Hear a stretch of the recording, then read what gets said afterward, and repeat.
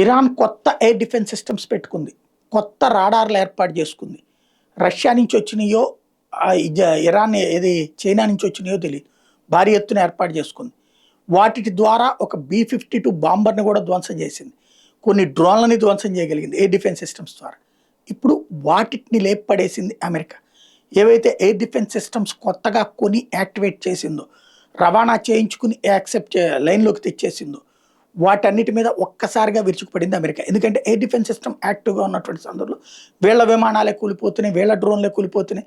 Plus ఆ missile దాడిలో వీళ్ళే దెబ్బతింటున్నటువంటి పరిస్థితి.